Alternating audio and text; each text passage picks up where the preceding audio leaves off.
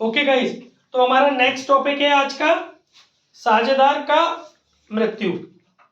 जो हमारे फर्म में पार्टनर होते हैं उनमें से किसी पार्टनर की अगर डेथ हो जाती है तो उस समय क्या अकाउंटिंग ट्रीटमेंट होता है वो अब हमें समझना है। ठीक है, बहुत छोटा चैप्टर है, बहुत जल्दी खत्म होगा, बहुत सिंपल चैप्टर है, ध्यान से सुनेंगे। देखिए इसी कड़ी में सबसे पहला क्वेश्चन जो मैंने चुना है एग्जाम्पल 23 आरसी अग्रवाल पूरा करना है। ठीक है, चलिए शुरू करते हैं। देखिएगा गाइस, इसमें बोल रहा है ब्राउन और स्मिथ ब्राउन और स्मिथ साझेदार है। साझेदारी संलेख में अन्य बातों के साथ साथ व्यवस्था है कि प्रत्येक वर्ष 31 मार्च को खाते का शेष निकाला जाए, यानी कि जो आपके अकाउंट्स बंद होंगे वो 31 मार्च को बंद होंगे। ठीक है ना।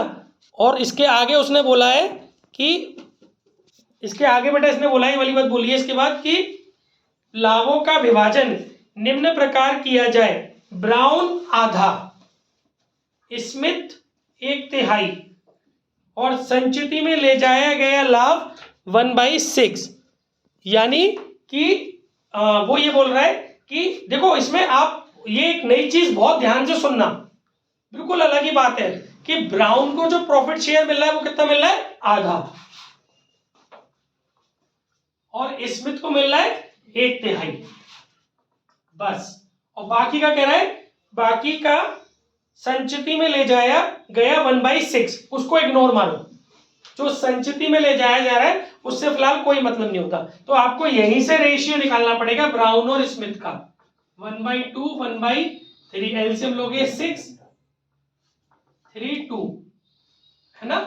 तो 3:2 आपका काम करेगा। रेशियो जो आपका क्वेश्चन में रेशियो माना जाएगा वो कितना माना जाएगा, 3:2।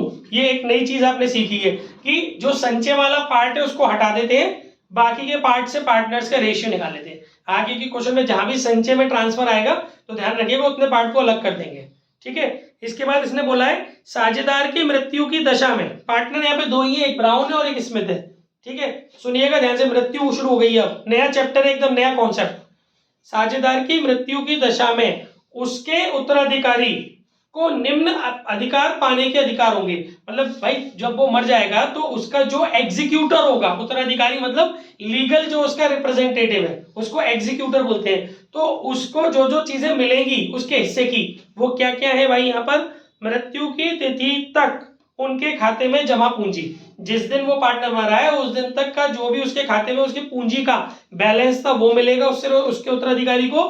फिर विगत माने लास्ट, पिछले विगत चिट्ठे के दिन संचय में उसका हिस्सा। तो जो बैलेंस शीट में चिट्ठा है, जो बैलेंस शीट में रिजर्व है उसमें उसको हिस्सा मिलेगा। रिजर्व में भी मरने वाले पार्टनर का हिस्सा एग्जीक्यूटर को चाहिए। इसके अलावा मृत्यु की तिथि तक उसके लाभ का हिस्सा जो पिछले 3 वर्षों के औसत लाभ पर आधारित होगा। मतलब ईयर शुरू होने से लेके मृत्यु की तिथि तक जो एक्सपेक्टेड प्रॉफिट है, क्योंकि ऐसे तो बीच में लाभ आता नहीं है, कोई भी फर्म क्या बीच में लाभ कैलकुलेट करती है, नहीं ना, वो तो वर्ष के अंत में करती है। तो मरने वाले से ये बोलोगे कि भाई अभी मत मरे, बीच में मत मरे, वर्ष के अंत में मर जाइए, ऐसा भी नहीं होगा। तो मरने वाले को तो जब मरना है उसको मरना है, फिर आपको जैसे अपने फर्म का हिसाब किताब करना है वो आपको करना है। ठीक है ना। तो आप क्या करेंगे कि मृत्यु की तिथि तक का एक अनुमानित लाभ निकालेंगे। इस अनुमानित लाभ को वो जिस तरीके से चाहे उस तरीके से निकलवा सकता है। इसमें कैसे निकलवाया है कि पिछले 3 वर्षों के लाभों का औसत बनाइए, उसके हिसाब से जो औसत निकल के आएगा उसको उस वर्ष का अनुमानित, पूरी वर्ष का अनुमानित लाभ मानिए, फिर उसको उसकी मृत्यु की तिथि तक बनाइए, फिर उसमें उसका हिस्सा निकालिए। ये सारा कांड अभी हम करके दिखाएंगे यहाँ पर आपको। ठीक है, इसके बाद ख्याति के रूप में वह 3, अब देखो गुडविल की भी कैलकुलेशन कैसे भी करवा सकता है वो, यहाँ बिल्कुल अलग तरीके से करवाइए।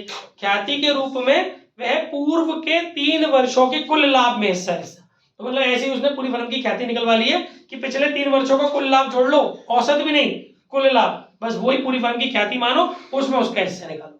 ये सारी चीजें मरने वाले के एग्जीक्यूटर को मिलनी है। लेकिन टिंग टोंग, एक बात ध्यान से सुनना कि भले ही मरने वाले के एग्जीक्यूटर को मिल रही है, लेकिन ये सारे कांड कैपिटल अकाउंट में होंगे मरने वाले के। एग्जीक्यूटर अकाउंट में ये सारी चीजें नहीं जाती कभी भी, ये सब चीजें जाती हैं जो डिकीज्ड पार्टनर है, डिसीज्ड पार्टनर है, जो मृतक साझेदार है, उसका पूंजी खाते में ये सारी चीजें हमें डालनी पड़ती हैं। ठीक है ना।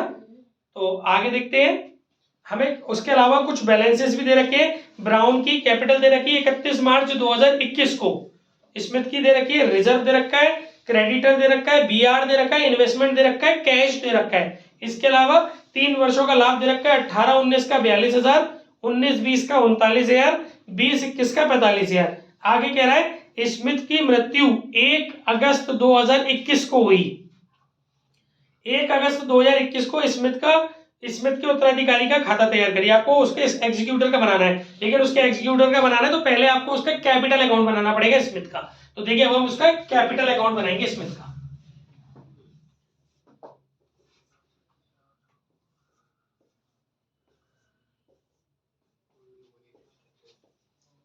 Smith capital account as on 1 August 2021, जिस दिन वो मरा है उस दिन आप स्मिथ का कैपिटल अकाउंट बना रहे हो। देखिए भाई, सबसे पहले तो उसको पूंजी चाहिए ना, उसकी पूंजी का बैलेंस दिया हुआ है स्मिथ का 60,000, वो डाल दो बाय बैलेंस बीडी। ठीक है साहब। फिर उसने बोला रिजर्व में हिस्सा 30,000 रुपए के रिजर्व में स्मिथ का हिस्सा है 2/5, तो 30,000 का 2/5 कर लोगे तो आपका निकल के आएगा 30,000 का, जब आप 2/5 करोगे तो आपका निकल के आएगा 12,000। ठीक है भाई। फिर उसने बोला है ख्याति में हिस्सा, ख्याति में हिस्से के लिए बोला है पिछले 3 वर्षों के लाभ को जोड़ लो। पिछले 3 वर्षों का लाभ दे रखा है 42, 39 और 45, इन तीनों को जोड़ लो, 42, 39 और 45, ये आ गया 1,26,000। इसमें उसका हिस्सा 2/5, औसत नहीं बोला ख्याति के लिए, सीधा इसमें उसका हिस्सा बोला है, वर्ड्स देखने पड़ेंगे आपको। तो इसमें उसका हिस्सा निकालोगे तो इसमें उसका हिस्सा निकल के आ रहा है बेटा 50,400, ये हो गई गुडविल। और देखिए एक पार्टनर ही चला गया तो कौन सा पार्टनर रह गया, एक ही पार्टनर रह गया, तो वो ही गेनर है ना, तो वो ही देगा। आप एंट्री जानते ही हो, 20 capital debit to S capital, क्योंकि गेनर की कैपिटल डेबिट करते हैं और मरने वाले की कैपिटल क्रेडिट करते हैं। तो इधर आ जाएगा भाई 20 कैपिटल, जो जो आप उसको दोगे वो सब क्रेडिट में, जो आप उससे लोगे वो डेबिट में। ठीक है। तो आप उसको 50,400 रुपए गुडविल के रूप में दे रहे हो, बी की कैपिटल में से काट करके। ठीक है भाई। इसके अलावा सही है ना, बी की कैपिटल ही चलेगी इसके अंदर। इसके अलावा और क्या रह गया भाई, इसके अलावा भाई इसमें एक चीज निकलती है मृत्यु की तिथि तक का लाभ, वो कैसे भी निकलवा सकता है। तो अनुमानित लाभ, पहले आपको एक्सपेक्टेड प्रॉफिट निकालना पड़ेगा। एक्सपेक्टेड प्रॉफिट गाइस, देखिए एक्सपेक्टेड प्रॉफिट आप निकालेंगे। उसने बोला है कि पिछले 3 वर्षों के लाभ का औसत, पिछले 3 वर्षों का लाभ कितना आ रहा था, 1,26,000 डिवाइड बाई 3, तो ये आ गया आपका बेटा 42,000। 42,000 एक्सपेक्टेड एनुअल प्रॉफिट है। ये क्या है, एक्सपेक्टेड एनुअल प्रॉफिट। अब आप निकालोगे पीएनएल सस्पेंस। पीएनएल सस्पेंस कैसे निकलता है, एक्सपेक्टेड एनुअल प्रॉफिट को पहले उसकी डेथ की डेट तक के प्रॉफिट पे लाइए। एक्सपेक्टेड एनुअल प्रॉफिट को उसकी डेथ की डेट तक लाइए, या यहां पर एक वर्ड लिख सकते हो, एक्सपेक्टेड प्रॉफिट ऑफ फर्म, ये पूरी फर्म का आ रहा है। Expected annual profit of firm था, ये भी है expected profit of firm up to date of death. समझ में आ गया। तो वो कैसे निकालेंगे, 42,000 इंटू, गाइस पूरी साल का प्रॉफिट है 42,000, वो मरा है बंदा 1 अगस्त को, तो भाई अप्रैल मई जून जुलाई 4 महीने में कन्वर्ट करेंगे। ये आ गया तुम्हारा 14,000। समझ में आ गया बेटा। ये तुम्हारा आ गया उसकी मृत्यु की तिथि तक का पूरी फर्म का प्रॉफिट। लेकिन अब इसमें चाहिए हमें उसका हिस्सा, तो स्मिथ प्रॉफिट 14,000 इंटू 2/5, क्योंकि स्मिथ का हिस्सा कितना है 2/5, तो ये आ जाएगा 28,000 डिवाइडेड बाई 5, तो गाइस ये बन के आएगा 5,600। इसको हम लोग बोलते हैं पीएनएल सस्पेंस। ठीक है, इसको आप यहां क्रेडिट कर देते हैं।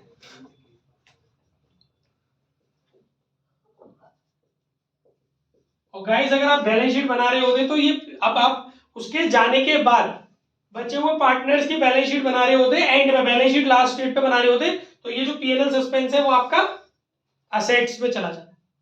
ध्यान रखिएगा, ये पीएनएल सस्पेंस कहाँ चला जाता है? असेट्स में। तो भाई अब ये सब हो गया, और तो इसमें कुछ रह नहीं गया मेरे ख्याल से, जो उनको देना लेना हो सारी चीजें हो गई। बस अब आप इसको बंद करो। देखो बंद करने का भी तरीका, इसको आप उसके एग्जीक्यूटर के नाम से ट्रांसफर कर दो, स्मिथ्स एग्जीक्यूटर अकाउंट। ये आपका आ रहा है 60, 12, 50, 400 और 5600, 1,28,000।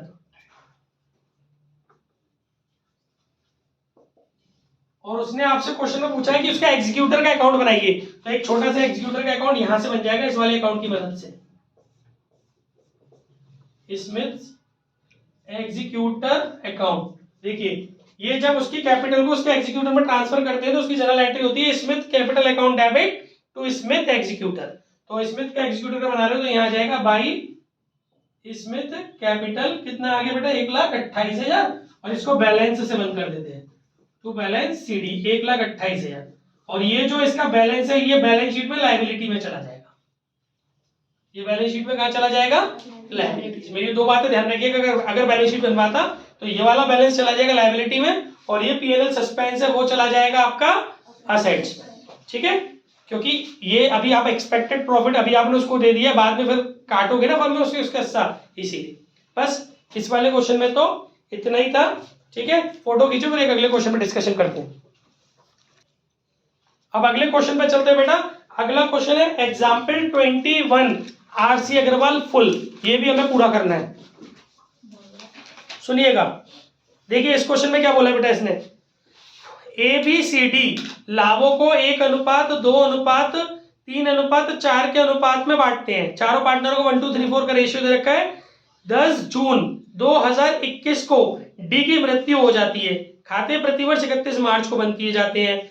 ठीक है, वित्तीय वर्ष 2020-21 में 75 लाख रुपए की बिक्री पर प्रॉफिट 4.5 लाख रुपए का, तथा 1 अप्रैल 2021 से 10 जून 2021 तक की बिक्री 22 लाख रुपए रही। देखिए हमें last year previous year cell कितनी दे रखी है भाई? हमें 75 लाख पिछले साल की, और प्रीवियस ईयर प्रॉफिट कितना दे रखा है हमको? 4.5 लाख का। ठीक है ना, 4.5 लाख का, 4.5 लाख का ही है ना? हाँ, और current year sale up to date of death वो कितनी दे रखी है? 22 लाख रुपए। ठीक है, तो गाइस हमसे क्वेश्चन में पूछा क्या है इसने? चालू वर्ष के लाभ में मृतक साझेदार के लाभ के हिस्से की गणना करिए। इसने कोई एंट्री नहीं करवाई, इसने कोई एग्जीक्यूटर का अकाउंट नहीं बनवाया, सिर्फ एक कैलकुलेशन पूछी है। जो पीएनएल सस्पेंस अभी मैंने दूसरे तरीके से निकाला था, अब इस क्वेश्चन में दूसरे तरीके से निकलवाया है। इसमें कह रहा है अब इस इंफॉर्मेशन के साथ आप पीएनएल सस्पेंस का अमाउंट बताइए। भाई देखो चालू वर्ष का लाभ अभी कहां से आ गया? तो आप क्या करते हैं, जब आपको पिछले वर्ष की सेल दे रखी होती है, जब पिछले वर्ष का लाभ दे रखा होता है, तो उसके आधार पर आप चालू वर्ष का लाभ कैलकुलेट करते हैं। यानी कि आपको स्टेप लेनी है एक्सपेक्टेड प्रॉफिट। सुनिए, expected profit of firm up to date of death. कैसे निकलता है गाइस? फॉर्मूला सुन लीजिए, पिछले साल का प्रॉफिट डिवाइड बाय पिछले साल की सेल, फॉर्मूला ए, इनटू उसकी डेथ की डेट तक की सेल, ये फॉर्मूला होता है। ठीक है गाइस, जब आप इस कैलकुलेशन को सॉल्व करोगे तो आएगा 1,32,000। ये पूरी फर्म का एक्सपेक्टेड डेट ऑफ डेट तक का प्रॉफिट आ गया। अब उसका हिस्सा निकाल लो, पीएनएल सस्पेंस निकालो। कैसे बताया था? इसमें उसका हिस्सा, मरने वाला कौन है? 4 पार्टनर है, जिसमें से मर कौन रहा है? डी, और डी का है 4/10, क्योंकि रेशियो है 1, 2, 3, 4। ठीक है, तो 4/10 कर लो। तो जब आप इसमें 4/10 करोगे तो आ जाएगा 52,800 and that is the answer. फिर इसका जैसे भी अकाउंटिंग ट्रीटमेंट करना हो वो कर ही सकते हैं। ठीक है गाइस, फोटो कीजिए, आगे बढ़ते हैं।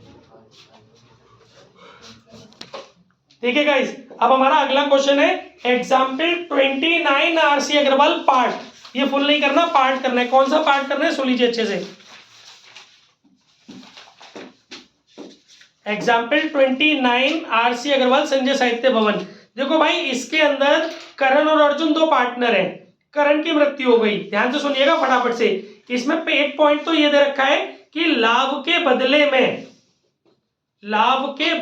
में सुनिए, लाभ के बदले उसकी पूंजी तथा उसके हिस्से की संचिति पर, लाभ के बदले उसकी पूंजी और उसके हिस्से की संचिति पर मृत्यु की तिथि तक 20% प्रतिवर्ष की दर से ब्याज।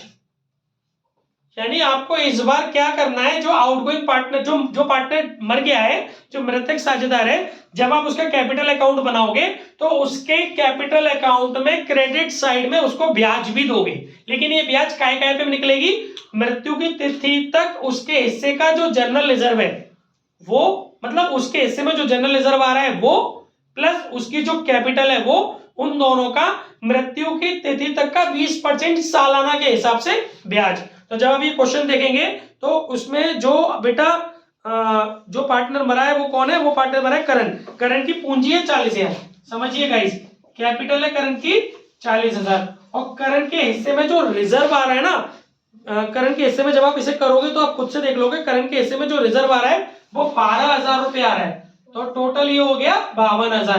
देखो कैपिटल आप डालोगे कैपिटल अकाउंट में, रिजर्व भी आप डालोगे, लेकिन रफ में कैलकुलेशन भी करोगे आप पूंजी पर ब्याज की, तो वो उसके लिए आपको कैपिटल और रिजर्व दोनों को जोड़ना है।